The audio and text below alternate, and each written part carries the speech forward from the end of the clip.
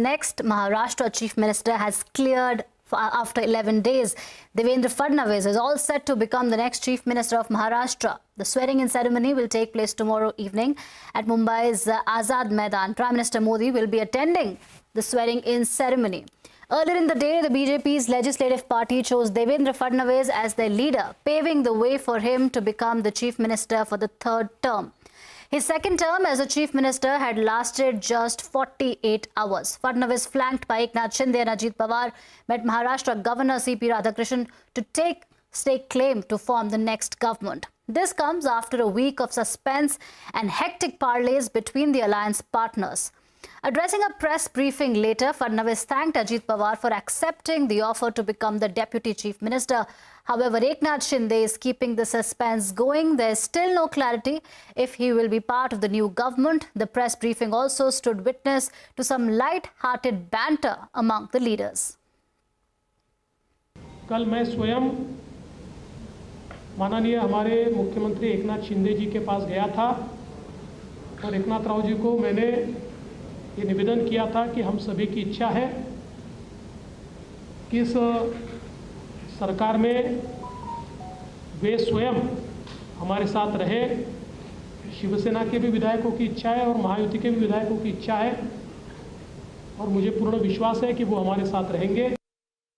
क्या आप और अजीत पवार साहब भी कल डिप्टी सीएम की शपथ देंगे? अरे भैया, अभी तो कहा, देवेंद्र जी ने भी कहा, मैं भी कह रहा हूँ, रुको थोड़ा, अभी शाम तक रुको, अभी कल शपथ ली है ना। शाम तक उनका समझ में आएगा, मैं तो लेने वाला हूँ। मैं रुकने वाला हूँ। दादा को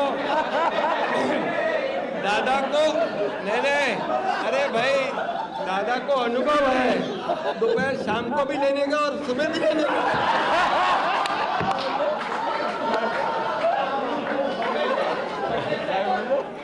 Right, that was some light-hearted banter between the leaders. The Ladki Bahin scheme, where the state paid women 1,500 rupees per month, has been credited for the Mahayuti's resounding victory. This scheme is likely to cost the exchequer 46,000 crore rupees. This is more than 1% of the state's GDP and far higher than the state's budget for the entire agriculture sector of more than 35,000 crore rupees. Ladki Bahin is not the only welfare scheme. The state is spending 10,000 crore rupees on youth work training program and nearly 15,000 crore rupees providing free electricity to farmers. According to a report by MK Global, Maharashtra spends 19% of its revenue on welfare schemes.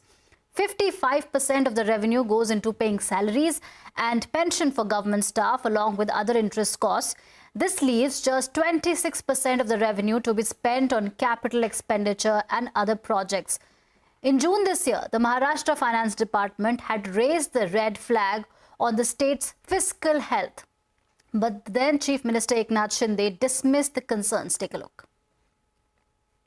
Statement देने का काम हमारा होता है और Ajit Dada Pawar finance के minister है, deputy chief minister है। उन्होंने उसमें उनके स्टेटमेंट में कहा है कि हमारी सरकार जो है पूरी तरह जो स्कीम लागू है उसको पूरा करने में सक्षम है। और मैं भी बताता हूं कि पूरी स्कीम के लिए फंड का प्रोविजन हमने कर रखा है। So can the new Maharashtra government resurrect the state's finances? To take this discussion forward, I'm joined by Madhvi Arora, lead economist, MK Global Financial Services. Also joining us on the broadcast are BJP spokesperson Shweta Shalini, Shiv Sena spokesperson Suspense and Congress spokesperson Atul Londhe Patil. Thank you so much for making time and speaking to CNBC TV 18. Madhvi Arora, I would like to start with you first. We've spoken about Maharashtra's fiscal health in detail. In your view, how bad is the situation right now and what should be the new Chief Minister Devendra Fadnavis's immediate priority once he takes oath tomorrow? Hi, thank you. Well, to be fair, Maharashtra has been extremely fiscally responsible state. You know, historically, if you look at the fiscal deficit of the state, it has rarely crossed 2% in the past decade. If you, remove the COVID years.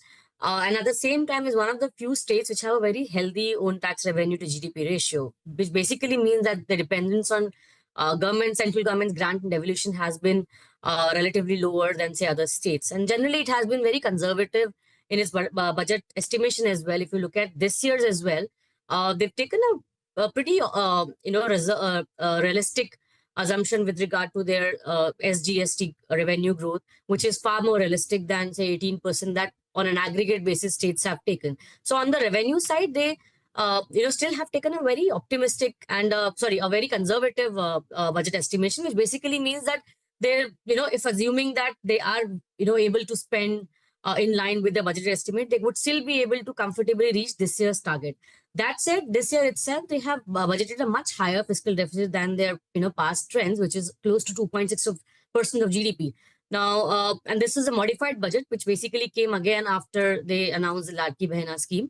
As of now, if you look at the Maharashtra's parameters and fiscal in the first half of the year, as of now, there's not seen to be much of a problem, partly because, to some extent, they have also constrained their spending in capital expenditure, in other revenue expenditure, apart from the schemes that they are basically focusing on with regard to development of certain segment of the economy, and the revenue stream also has been relatively okay. So even if they continue to go ahead with the scheme this year, at this point in time, at least on the budgetary numbers point of view, they may be able to achieve a 2.6% of GDP, which is budgeted as per them. But that said, compared to the historical trend, which has been extremely responsible in terms of the fiscal parameters, and given that they actually have the lowest debt to GDP ratio compared to other states, this generally leads to a bit of a skewed behavior of Maharashtra, towards revenue expenditure compared to capital expenditure. And if they go ahead with the Ladki Bahin scheme allocation increased to 2,100 rupees per month, there would be a 40% increase in their allocation overall, which means that at this point in time, this particular scheme is around 1.1% of the state GDP. It will move to a 1.3%. So overall, it will just essentially lead to much more pressure on the fiscal side. And clearly, if assuming that the revenue bit looks to be a little challenging in terms of further growth here on, you will probably see the capital expenditure being the casualty for the state, and that's where the worry is. You cannot continue to move your spending towards revenue expenditure as against capital expenditure, where there has been a big lag over the past decade, and specifically the last 5 years, because they haven't really had a very strong political mandate. Right. Thank you for weighing in on that. I would like to bring in Shweta Sharani, BJP spokesperson. Shweta Sharani, congratulations on the big breakthrough. Finally, the state knows who the next chief minister is going to be. On the economy front, your own finance department has warned that the state's fiscal deficit is in a very severe position. Do you think that the state government is going to seriously consider it as far as these schemes are concerned, which many are calling freebies? I'm not the economist on the panel, but I just heard the economist on the panel, and I just heard her say that all things aren't as rosy as it looks, but it is definitely not black. And hence, I think the market surge that you actually saw from 1.2% to 2.3% in Maharashtra actually tells the story of how Maharashtra is going to look and how the markets in Maharashtra is actually perceiving this big win of Mahayuti. Having said that, please understand that Maharashtra contributes to about 14 to 15% of the GDP of the country. Also, a stable government and the credibility of the name Devendra Fadnavis. I think the FDI flows in Maharashtra has been phenomenal. It is the highest in the country. It will give a big boost to the industrial sector, which again Maharashtra is leading. So having said that, 1.3% of the GDP towards social schemes is something that the government has actually planned for. In fact, you will see under the Mahayuti Sarkar of Devendra Fadnavis, Ajit Pawar and Eknath Shinde ji, you will see a huge strive towards growing the industrial base, towards making it the startup capital, towards making Mumbai the fintech capital, and eventually increasing the entire top revenue of the entire state. And I feel it's historical mandate. Maharashtra needed to give a mandate like this. The people understand the pluses that come with a stable government, and I think this is what we are here for. We are all rejoicing as members of Bharatiya Janata Party. Right. To counter this, let me bring in Atul Londhe Patil of the Congress. You heard an economist as well as the BJP spokesperson on the panel as the opposition in the state of Maharashtra, but you're also doing the same in Jharkhand as well. How are you going to balance economics with politics in Jharkhand, but counter the same in Maharashtra? It requires innovative minds and it requires commitment towards the finances of the state, which we don't find in with the BJP. You know, 2-3 points I would like to add to Madhviji's, who was actually explaining the state of economy in Maharashtra.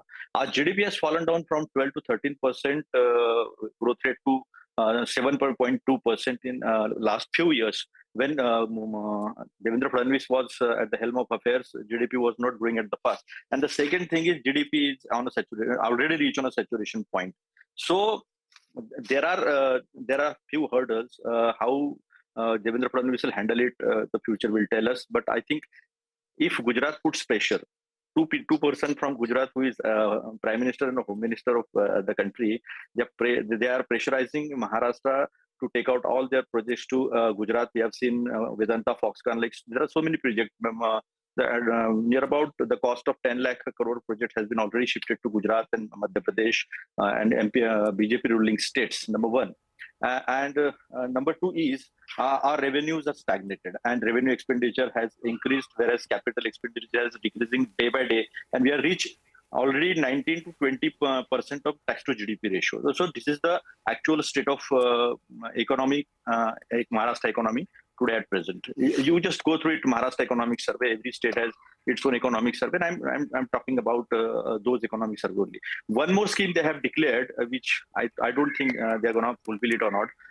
Complete waiver of farmer loan. That is going to be another burden on this government, because without taking into cognizance whether they are in a position to do that or not, they have declared that they will completely waive off the farmer loan. I don't have a complete figure with me, but of late that loan is also increased with the farmers, and I don't know how they are going to fulfill it, but we'll definitely make them to fulfill their promise, because we are opposition and they have promised farmers of Maharashtra. So just we are looking forward how they will fulfill their promises. So these are the main challenges, and the main challenge is to Gujarati people who are pressurizing Maharashtra. Right, you will keep a vigil. Let me bring in Shiv Sena spokesperson Suspense. We heard that very interesting comment by Mr. Eknath Shinde in that press conference with Mr. Ajit Pawar कि इनको तो सुबह शाम दोनों oath लेने का experience है, but nobody knows when or if Mr. Eknath Shinde will take oath. For the benefit of our viewers, for the benefit of our national audiences, could you please end the suspense around Mr. Eknath Shinde? Very good evening to all, and thank you for having me on your show. Good evening to my esteemed panelists as well. Well, Eknath ji is our Pramukh Neta, and we rely on his wisdom that he would take the right decision. We have time and again beseeched him, requested him, and even passed resolution to that effect by all the MLAs and all the Karyakartas that he should be part of the government, because for the past 2.5 years, he has spearheaded the government by sheer hard work and real leadership. And as far as Ladki Bahin program is concerned, be rest assured it will remain the flagship program of the government. And whether Gujarat or Gujarati, the false narrative spread by my friend Atul Bhai, I must say this, that it was because of the non-working, non-functioning of the erstwhile Uddhav Thackeray government, who just meant 5 days to the Mantralaya. That is why a multi-million-dollar conglomerates, they left Maharashtra within 1 month of we taking oath. Such decisions are never taken overnight. It was within 1 month. But I must also add in the same breath that Diamond Bourse, since this government under the leadership of CM Eknath sir had taken the leadership, Diamond Bourse has come back. Let me assure you this, that Maharashtra is the only way for the way towards a 5 trillion economy is through Maharashtra, and under the leadership of Devendra Fadnavis ji and our Pramukh Neta Eknath ji and Ajit Dada, you will see this will be 5 years of progress, prosperity, peace, stability. It is, I would also say, it is the win of dharma over adharma, truth over falsehood. So therefore, you will see how the narratives changes in Maharashtra. This is a government which has the experience of Devendra Fadnavis ji, experience of Ajit Dada, and our Pramukh Neta, who's called the common man and was not called the CM of Eknath Shinde ji. So Maharashtra is poised towards growth, progress, and madam, the Ladki Bahin scheme that has been offered is a Sanman Dhan. It's a privilege. It's a celebration of womanhood, because it are these women who spend years and days and months looking after the family, ensuring that the family and the family members prosper. They become an earning member of the society, and therefore it is a give back. It is a recognition to these women. So therefore they are not reveries, that it is an investment of womanhood. Then let me assure you, this 1500 and now soon to be 2100 will further boost the growth of the economy, because it will be spent by these women towards the productive work, and because it is given to the woman, don't mind me Atul bhai, but it will not go towards wining and dining or womanizing, but it will go towards welfare of the family. Okay. Because it's now, a woman who's in charge. Okay. Thank you for weighing in on this. Now, I want to very specifically pose this question to both the BJP and the Shiv Sena spokesperson on the panel. And I would urge you to be really honest, but it's a long shot, but I'll still try. For the benefit of our viewers, because there was a lot of suspense. For 11 days, we did not know what was happening. There were meetings, late night meetings. Nobody knows. Some suspicious posters coming up for CM's face. If the BJP spokesperson could help our viewers understand what was the reason that was causing the delay between Mr. Shinde and Mr. Devendra Fadnavis, what really happened? Did the last night conversation, the meeting change it all, that we have a decision now? What really happened there? See, good things always take time, right? You're a woman, I'm a woman, I'm a mother. It took me 9 months to create a baby, right? So whenever good things are created, specifically something like this, as big as the government in Maharashtra, with such a historical win, obviously it took some time, but all is well that ends well, and I'm sure Eknath Shinde ji is a part of the government, will be a part of the government, and it is under his leadership that we have won this mandate. It is him who has named Devendra Fadnavis ji as the new CM face. So I think all is great. And we are looking at great times. Having said that, I must put this forward. My dear friend Atul Londhe ji said two things. One, I don't know if BJP now in power will fulfill the promise they made to the farmers. So I need to remind him, we are not Congress and this is not Himachal or Karnataka. We will definitely, this is the government led by Devendra Fadnavis and Eknath Shinde ji and Ajit Pawar ji, and hence you will see that everything we have promised will be fulfilled, except we will work harder. We will ensure that the global, Maharashtra leads the way in the global south and becomes the first $1 trillion economy as well. All right, so the BJP spokesperson is quite optimistic, saying all is well. We'll take a short break, but once we are back, we'll speak with the Shiv Sena spokesperson and other panelists to know if